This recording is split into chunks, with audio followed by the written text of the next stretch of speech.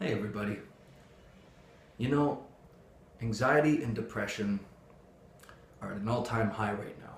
And one of the reasons for this is because as people, we have become very good at avoiding pain and uncomfortable sensations.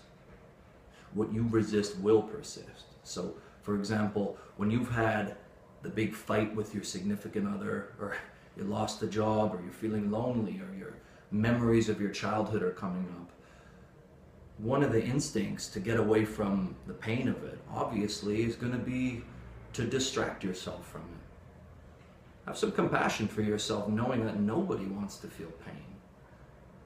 But one of the outcomes of this, though, is to what we say is medicate. And that could be literally through drugs and alcohol. It could be through going shopping, having more sex. Suddenly you find yourself looking at a bunch of porn and you're just wanting to stay generally distracted from what's going on in the body. I mean, other more subtle ways are just always making sure there's music playing, or just thinking so much, anything to keep ahead of what it feels like to really be present with distress. Now, in the short term, I mean, a benefit to this is, yeah, we're going to feel less crappy. We're going to stay one step ahead of it. But if we look at the long term, if we look at the neuroscience and the health science, one unfortunate side effect is the chronic accumulation of stress, whether it be in our gut or whether it be in aches and pains in our muscles, generalized anxiety, depression. These are things that can be dealt with by learning to be present with sensations, tolerate them, and complete them.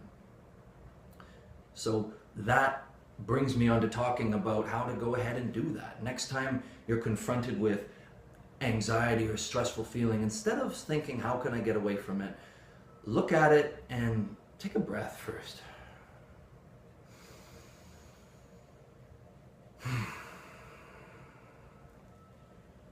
Check where it is in your body. Are you noticing it in your chest, a common place for anxiety? Is it in your stomach? Is your stomach tightening? Are some of your muscles clenching up? Is there a sadness behind your eyes? And notice how just by watching it, you're doing something different. You're actually doing the hard work of completing it and learning to tolerate it.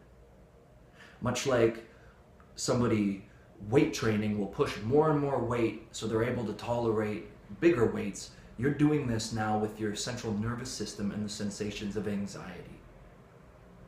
Hell, when you're able to tolerate anxiety, you're able to walk out into the world with increased curiosity and pursue the things that make you happiest, instead of finding yourself in a cycle of avoidance where the sensations are becoming more uncomfortable and you're finding yourself less free to move through the world.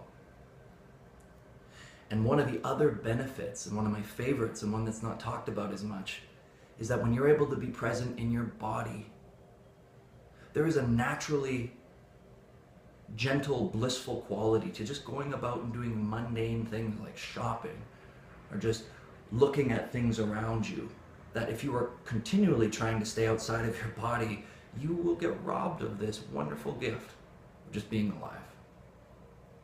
So thanks for watching, and if you ever have any questions or want to talk about this more, I'd love to chat, so send me a message. Take care.